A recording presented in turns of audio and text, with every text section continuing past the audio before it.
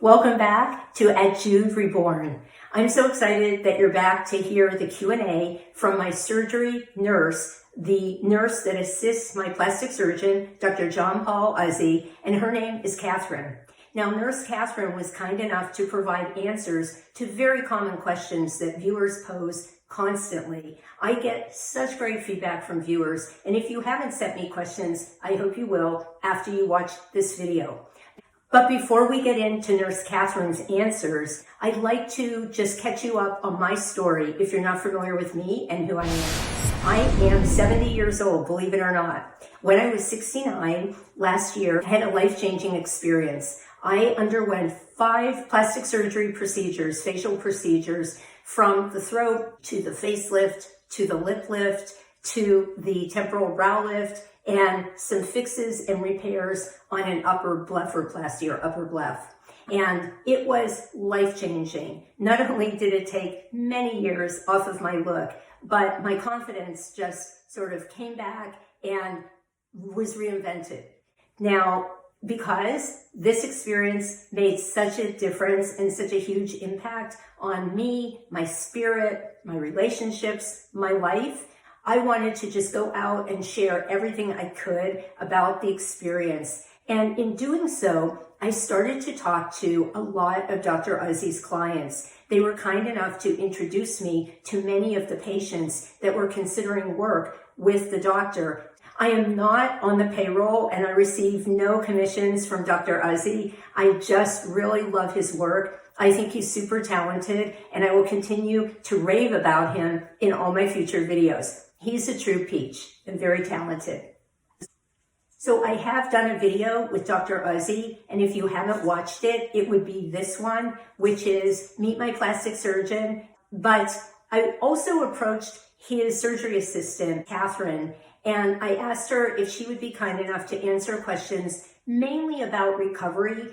I think that Katherine's answers are very interesting. I'm going to be adding some additional comments and insights that I've gleaned from speaking with so many women that are going through this plastic surgery journey, and also from reading viewers' comments and from my own experience. Let's let Katherine introduce herself. Now remember, she couldn't be with me, so we had to sort of be a little bit creative, and we're using an avatar to represent Katherine.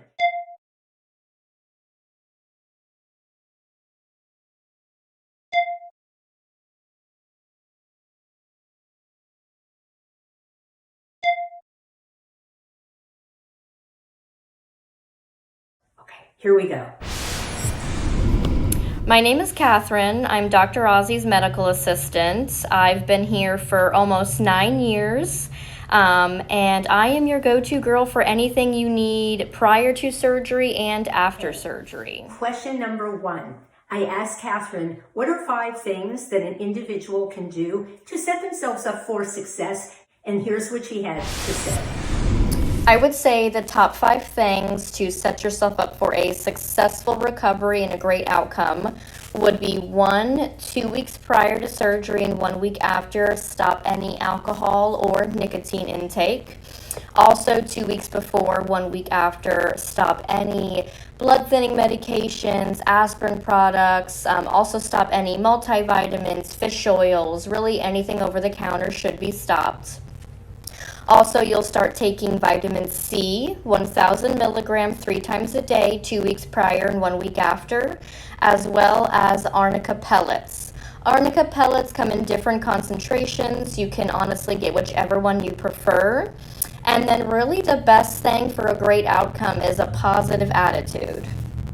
Here are a couple additional things that you can do. And one would be to go to the grocery store and purchase great foods that are soft and easy to eat and don't require a lot of chewing to have in your pantry and ready to make, or for someone to make for you, for about the first 7 to 10 days. So things like eggs. Eggs are a core product to have on hand. Also oatmeal, yogurt. Yogurt is terrific and soups. I know that when I was recuperating, my husband made me homemade soups. You can buy homemade soups, but get yourself your favorite soups that will be filling, and also fruit in a can or in a jar. Even cottage cheese and fruit would be terrific. Again, just stick to, you may not like dairy, you may try not to eat dairy most of the time, but this would be a good time to sort of break that rule and let yourself eat some dairy, because it's going to be soft, it's going to be easy to get it into your mouth without a lot of movement of the jaw. The other thing that I would recommend, this is really important, whenever you go on an antibiotic, especially if you are female, you definitely open yourself up to bladder infections and uterine infections. What you want to do is you want to get a probiotic, and I already did the work for you and I looked it up. I used it after both of my plastic surgeries. This is called Floristore. Floristore is terrific, and you can get it on Amazon because it is made to be taken with an antibiotic. Now, you don't need to be on an antibiotic to take it, but if you are on an antibiotic and you take it, it helps to keep your body balanced. Have this on hand and have your food in parts of the kitchen where you don't have to strain to get the foods. Okay. Question number 2. What does a normal recovery look like? I was asking her about puffiness and bruising, and she was great. She put it all into one concise answer, and this is what she had to say.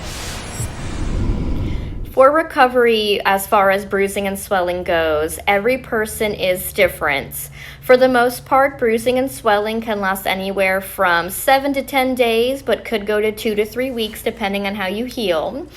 Bruising does peak at 48 hours after your procedure. So day 1, you might look great, but then come day 2, day 3, you're very black and blue, you're swollen, which is normal. Typically by day 5, day 6, things are starting to settle. Then usually once you get into week 2 and week 3, you're looking great, you're feeling great, and by week 4, you're good to go do whatever you want to do. Be sure that you take pictures. You need to memorialize your healing through pictures, because that is the way you will start to see even the smallest, even those incremental changes that tell you that your body's got it and it's under control. So take pictures every day. Make sure that you're serious, you're not smiling, so you're not pulling your face up in the picture, so you can actually see what your throat really looks like, your jawline really looks like, and also you will then be able to look back and be able to show your friends and family, maybe put a slideshow together where you can memorialize the whole experience. Regarding the puffiness and the bruising, one additional comment. I have 2 videos that talk about the supplements that I recommend to reduce bruising and swelling and just general inflammation. The first video that you should consider watching is My Miracle Facelift Part 2. In that video, I do show you all the supplements that I recommend taking, many of which will reduce puffiness. It will help to accelerate the reduction of inflammation. Every single one that I took and every single one I promote has a role to play. One of the most important is bromelain. Bromelain or bromelain, however you say it, is a pineapple extract. Make sure you get the coated type because it can be a little tough on your stomach.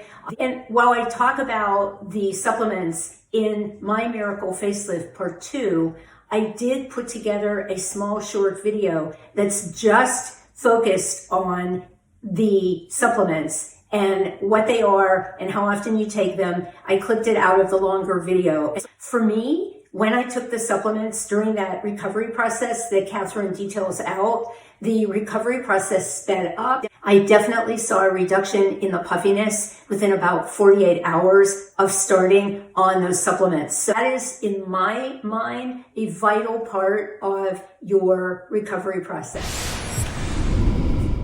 Based on the questions that I've gotten about having the procedure through a pill, taking Valium, versus having it through general anesthesia, I realized that there are many misconceptions about having it under what we call sedation. And I wanted to set the record and put a lot of those misconceptions to rest. There are a lot of misconceptions between doing a facelift under local with Valium versus full general anesthesia. A lot of people are nervous, with the idea of not being put to sleep, but it is a lot safer, and the Valium really does relax you, and it will help you get nice and relaxed and sleepy. So that should be the least of anyone's fears. It does make the procedure recovery so much quicker versus recovering from a deep plane facelift in addition to general anesthesia. One of the best things about not having facial plastic surgery with general anesthesia is that you don't have to wear those crazy white socks to avoid blood clots in your legs. I think they're compression socks. So I didn't have to wear white compression socks when I had my facial plastic surgery with Dr. Ozzy. I didn't have to worry about blood clots. It's just a whole different low risk mentality when you're having this done and you're just ingesting some pills. It's very different. It's also different from when you have it done and they put the sedation into your veins. That's a little closer to general anesthesia. So what I'm talking about is just based on ingesting the pills. It's wonderful. And it really opens up the plastic surgery to women I've talked to women with heart conditions that had it. I've talked to women that had gone through chemo and radiation that have compromised immune systems and they're able to have it. It just really opens it up to all of us. It makes it a much easier proposition. Another question that I asked, just to hone in on this whole Valium issue, is what do you do to make sure that the taking of the Valium is safe? Because many people have written me and asked me, well, how many Valium did I take? Now, I ended up taking the Valium that you take when you're on your way there, and then 2 more Valium when I got there at their request. I want to say 2 more throughout the procedure, and maybe 1 more at the end. So I took either 5 or 6 in total. I am a small person, but I know some of the women that had the procedures through Dr. Ozzy. They're taller, their bone structure is bigger, and they did take almost double the amount of Valium I took. This is a real question, and I think it's a legitimate concern, and Katherine answers it beautifully. This is what she had to say. I can see how a lot of people may be nervous. They may take too much Valium and have side effects. But we do have our ways for patients. Everyone's different. Everyone's taller, smaller, bigger. We do base it on you and your size and what you can take, and we do taper the doses. So we do have you take a little at a time until we make sure you are nice and relaxed to feel the most comfortable during the procedure. Okay, one more question for Katherine, and that was, how painful is a deep plane facelift with Dr. Ozzy? So this is what she said. A lot of people are worried about the pain afterwards, and honestly, there's not too much pain associated with Dr. Ozzy's deep plane facelift and his other procedures. I mean, you will be a little tight, things are tightened up, but other than that, Tylenol really does the job. There's no shooting pain, there's no horrible discomfort. Usually by day 2, day 3, you're gonna feel great and want to do things, but you're still recovering, so you have to take it easy. So to add to Katherine's answer, I didn't feel any strong, sharp pains even the day of the procedure. I came out of it feeling stiff, a little bit beat up. So they did write me a prescription for Percocet, but me, I'm a non-med person. I prefer things that, are not habit forming and no opioids. And so I didn't take it. I didn't even get it filled. I wasn't concerned, but you probably would want to get it filled just in case. I don't want to deter you from doing that. I did find that taking the extra strength Tylenol for 48 hours was more than enough. I was very comfortable. It kept me just super relaxed. Some of the questions I get about the recovery period are, how much icing did you do and what did you use to ice with? Did you stay in bed most of the time? Did you get up? What did you do and how did you handle that downtime? Well, I'm not a person that kind of lays around in bed. I'm not a daytime napping person, so I didn't stay in bed. So regarding icing, what I did is I ordered these eye masks. They're from Amazon. They get cold and they also warm up very quickly. And we put them in the freezer and they cover just the eye area. And I would wear that for about 20 minutes and take it off for 20 or 30 minutes and then put it back on. And then I would ice the rest of my face with either little plastic bags of ice that we had made ahead of time or bags of frozen vegetables.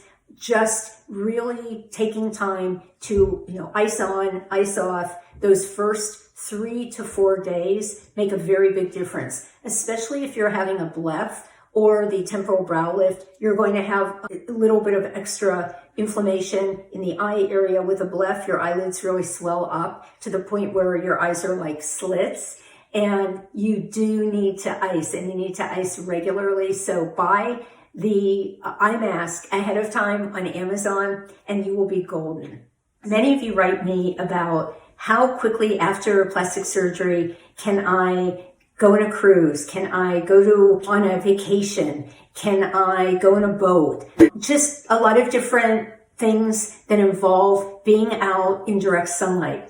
You are encouraged not to be in direct sunlight without a big floppy hat and sunscreen for a year after your surgery. A baseball hat doesn't do the trick. You need a Panama Jack hat, and you need to make sure it comes out and it's fairly wide all the way around your face, and you have to wear a good sunscreen.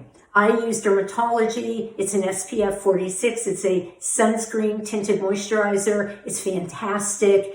And you want to make sure you're wearing a physical sunscreen product, not a chemical and physical or an all chemical. You want physical sunscreen, which is titanium dioxide and zinc oxide.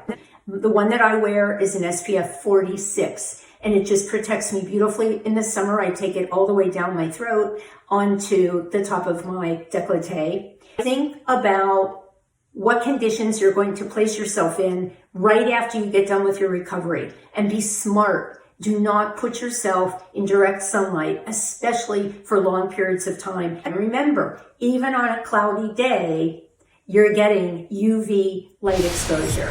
As a beauty industry training director, I was preaching the concerns about UV light aging, because that's what causes 90% of the signs of aging is UV light. I was preaching it all the time, and I really lived by that rule. So I always had a hat on, even on cloudy days. But now I always have a floppy hat on. If you've gotten value out of the answers and the content today, please let me know, and also send me your additional questions, and I will continue to answer the most common questions. Don't forget, if you got value, to like, subscribe, and share with everyone you know. Thank you. Take care.